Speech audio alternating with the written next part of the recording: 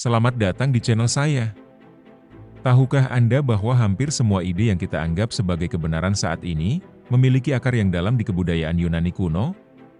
Dalam video ini, kita akan menjelajahi pengaruh luar biasa kebudayaan Yunani dalam bidang ilmu pengetahuan dan filsafat yang masih terasa hingga hari ini.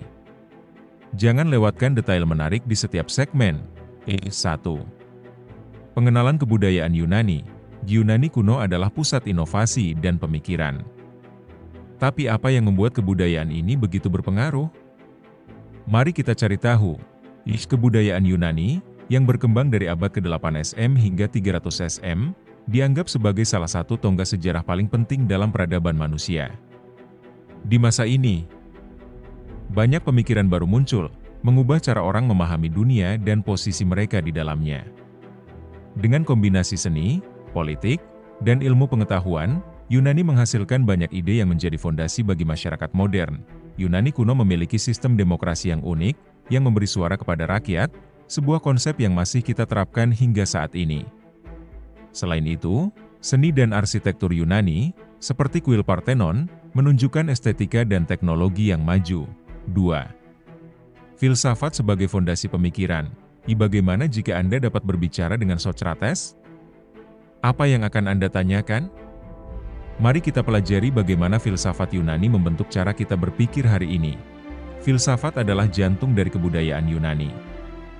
Pada masa ini, orang mulai menggunakan alasan dan logika untuk menjelaskan fenomena di sekitar mereka. Tokoh-tokoh besar seperti Socrates, Plato, dan Aristoteles mengembangkan ide-ide yang tetap relevan hingga kini. Socrates, yang dikenal dengan metode bertanya, mengajak orang untuk merenungkan dan mempertanyakan keyakinan mereka. Ini membentuk dasar pemikiran kritis. Dengan mendorong orang untuk bertanya, mengapa? Socrates membantu menciptakan budaya dialog yang menghargai pengetahuan. Plato, murid Socrates, mengembangkan teori bentuk yang menyatakan bahwa dunia nyata hanyalah bayangan dari dunia ide yang sempurna. Ini mengubah cara orang berpikir tentang realitas dan kebenaran. Dalam karyanya, The Republic, ia menggambarkan masyarakat ideal, di mana filsuf adalah raja. Konsep ini menginspirasi banyak pemikir politik di masa depan. Aristoteles, yang merupakan murid Plato, mengambil langkah lebih jauh dengan mengamati dan mengklasifikasikan alam. Ia menekankan pentingnya pengamatan dalam memperoleh pengetahuan. Metode ilmiah yang dia kembangkan berlandaskan pada pengamatan dan eksperimen, dan ini menjadi fondasi bagi banyak disiplin ilmu modern. 3. Metode pemikiran kritis. Apakah Anda ingin meningkatkan cara berpikir Anda?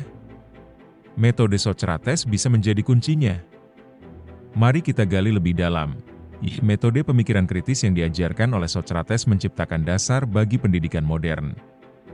Dalam praktiknya, metode ini melibatkan dialog dan debat. Dengan mengajukan pertanyaan dan menantang pendapat, kita dapat menemukan kebenaran dan memahami konsep yang lebih dalam.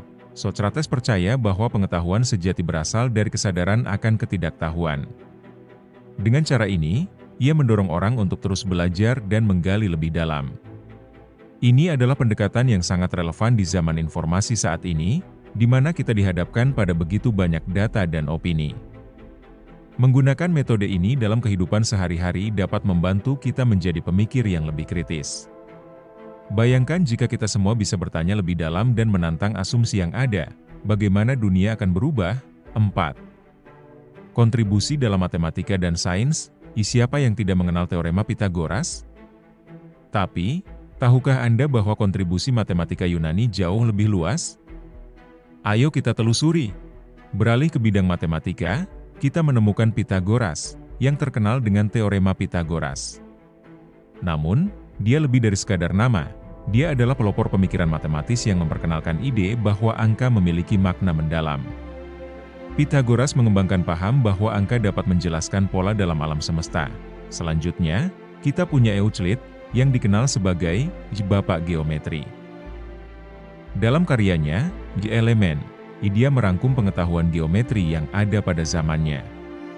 Karya ini menjadi teks dasar yang digunakan selama berabad-abad di seluruh dunia, menjadikan geometri sebagai bagian penting dari pendidikan.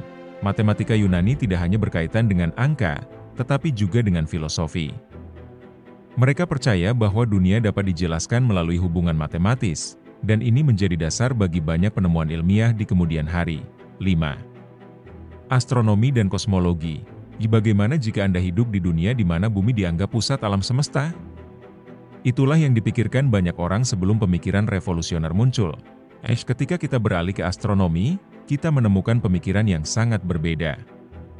Ptolemy, yang menulis Almagest, yang mengembangkan model geosentris, di mana bumi berada di pusat alam semesta. Pandangannya sangat berpengaruh dan bertahan selama berabad-abad. Namun, Aristarchus mengusulkan ide yang lebih revolusioner, model heliosentris, di mana matahari berada di pusat.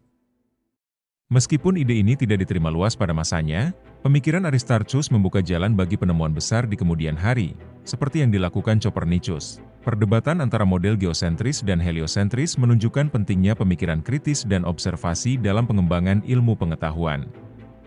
Ini adalah contoh bagaimana satu ide bisa memicu perubahan besar dalam pemahaman kita tentang alam semesta. 6. Penyebaran kebudayaan Yunani. Bagaimana jika pemikiran hebat ini tidak pernah menyebar? Mari kita lihat bagaimana pengaruh Yunani menyebar ke seluruh dunia.